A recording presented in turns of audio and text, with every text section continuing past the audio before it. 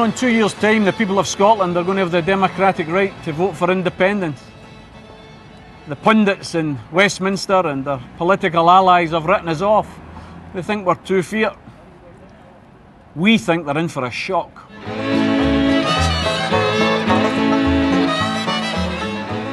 Mr Cameron and his clan have been forced into a referendum on Scotland's future. They think they can win it, but I think he's going to go down as the Prime Minister that lost the Union. Because Mr Cameron screwed over the Liberal Democrats with the referendum and voting reform, and I think he thinks he can screw over the Scots here as well. He forgets we're a canny bunch and we're fed up accepting second best.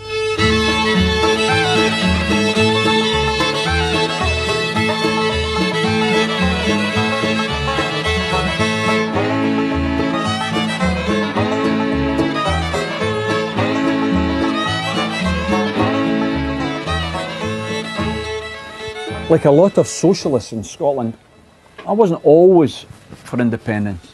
But the British road to socialism is unfortunately further off the agenda than ever now. And more people in Scotland realise if they want a fairer, more equitable country, it's going to be as an independent country.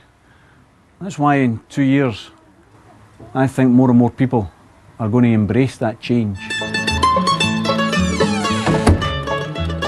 Over the last decade, the people of Scotland have consistently voted for parties that reject privatisation of our public services, that support a publicly owned National Health Service, that reject the immorality of nuclear weapons.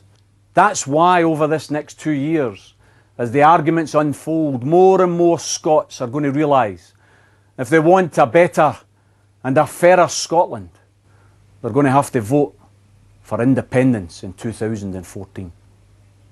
Despite Scotland's unparalleled contribution to science, literature, we are often cast by the Southerners as nothing more than haggis-munching, kilt-wearing barbarians. Well, I'll tell you what, we might just surprise you in 2 years' time in more ways than one.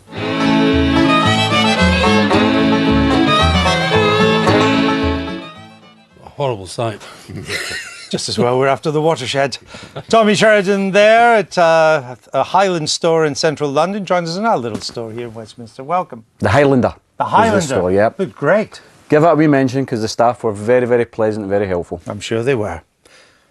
What will happen between now and 2014 to make a majority of Scots vote for independence? Well, there's going to be hopefully a mature debate, Andrew. There'll be less of the simplised mudslinging that you're not big enough, you're not strong enough, you're not intelligent enough to stand on your own 2 feet, and more arguments about whether we can actually make Scotland a better place for the people that live there. And I think when the arguments are heard, people will be convinced that there are two political agendas on offer here. There's the neoliberal agenda that is very clearly Westminster-led, which is privatisation, more and more selling off of the family silver, less and less of a welfare state. And in Scotland, we're more and more becoming a different country anyway, because we've voted for parties that want to protect our health service. We've voted for parties that are opposed to nuclear weapons. We've voted for parties that are opposed to illegal wars.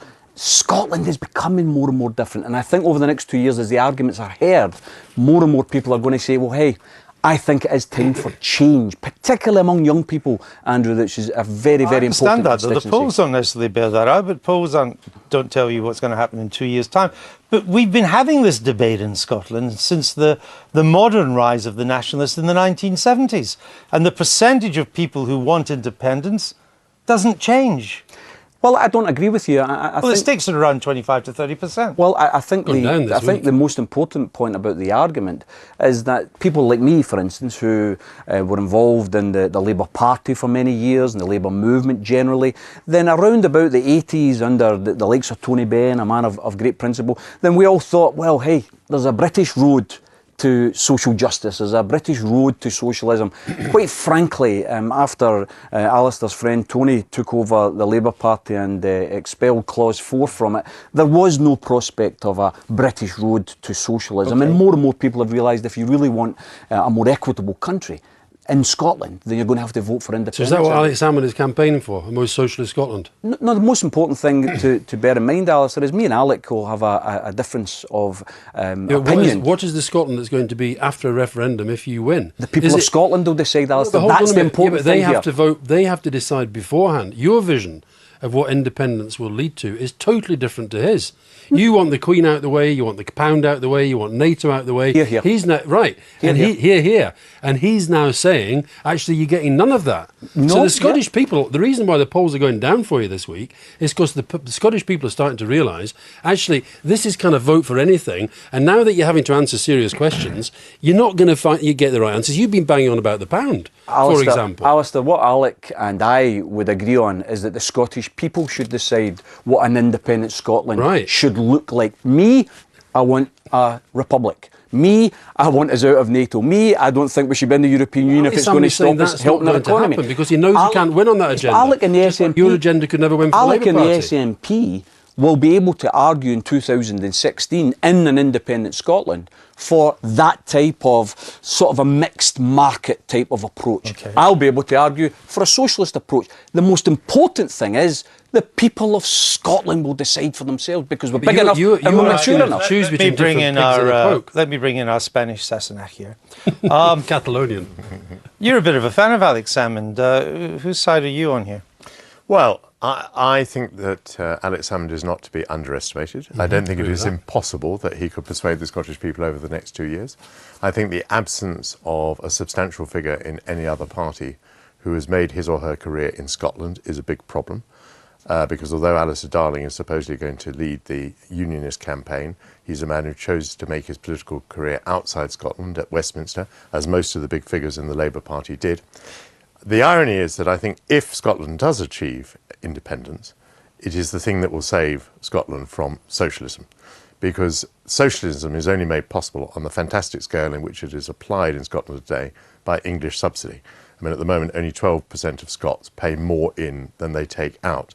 If Scotland were actually on its own, Scotland would have to become a Celtic tiger. You'd have to be a low tax economy. You'd have to do what Ireland did before. And half of Alex Salmond knows that. Okay. So I teach now it's Norway. Okay, I teach on the brink of being a Tory Scottish nationalist because I think the only way that Scotland will be rescued. Michael, I much prefer if you stick to the Better Together campaign, please. We in the independence, campaign welcome the support for the Tories for status quo. Your figures are ridiculous in relation to the 12% input. For instance, they don't even count public sector workers, thousands and thousands of public sector workers who pay tax, who make a contribution. You'd exclude them. And they're just ridiculous. They're not even worth talking about seriously. The truth is, Scotland is sustainable as a mixed market, small country economy. I think it's also sustainable as a socialist economy because I think we could publicly own our oil and we could publicly own our electricity and our gas and we could publicly own our railways. I think that's the model we should pursue. Right, let me ask you this. That's not what the people will decide in 2 years. They'll decide on independence. I want to ask you this. Putting aside your own views of why you want independence, will it all be decided on whether or not Scots thinks they'll be better off if they leave the Union? I think that'll be part of it, Andrew. And you see, that's why Michael's right not to write off Alex Salmond. Alex Salmond is a canny politician. Many people wrote off the SNP last year. I mean, all the polls that you talk about, they were predicting a Labour victory in the Scottish Parliament elections. What happened was the SNP didn't just win, they won an overall majority. That wasn't supposed to happen at all under the Scotland Act. So the polls, I would be very, very careful about overplaying them. And what I think will happen over the next 2 years, Andrew, which will persuade Scots to vote for independence, is the British economy is going into a nosedive. More and more public services are going to be slashed in order to feed the austerity programme. And more Scots will therefore be saying to themselves, this mob are saying we'll be worse off if we go for independence. But how much worse off can we be? We're in a mess just now. But is it all economics, Alistair, or there was a kind of renaissance of Britishness during the Olympics. That included the Scots who won the medals. It was Alex Salmond's nightmare to see them in the Union flag. It could be more than just economics. Is there life in the old dog yet of Britishness? Yeah. No, I think there is. I certainly think ultimately people will decide whether it's better for them and their families. And I think the economics of that will be very important, which is why I think it is good that Alistair Darling is leading the campaign, because I think he'll tear Salmond apart on the arguments once you get into them. However, I think emotion does play a big part in this. But I think that the reason, I know why Salmond has decided to play it long, but I think 2 years is a long time for Tommy to promote one vision of an independent Scotland, Salmond to do another. There's a Tory businessman out this week saying he supports it because he thinks that Scotland will become a tax haven like Switzerland. Now, the public, I just think, are going to get very confused. And actually, Tommy's point about the economy and you say going to a nosedive, I think people will feel actually reluctant to go it alone when you've had Salmond saying first we're going to be Ireland and then they were going to be Iceland and now they're going to be Norway. What he never does is say we're going to be Scotland economically independent. And you don't want the pound being set by the Bank of the detested England, do you? But he now does. And it's just confusing as to what you're all saying. You know, it's interesting. You hear all this talk about the countries going into nosedive and Iceland and Ireland. I mean, I've got to say, Iceland has actually used it to its advantage. It's rewritten its constitution. It's began to rediscover public services. It's actually putting some bankers who caused the problem into jail, which is great. But you know, how many countries in the world right now aren't bankrupt?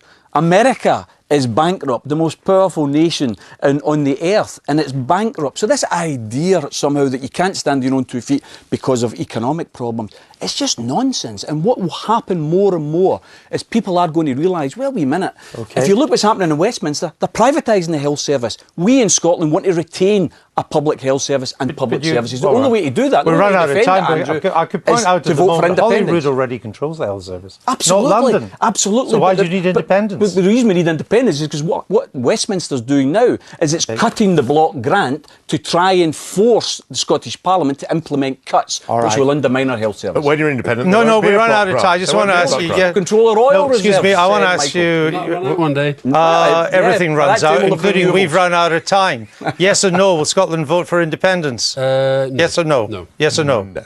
And you'll say yes. Absolutely. Absolutely yes. That's 2 words. Tommy Sheridan, thanks for being with us.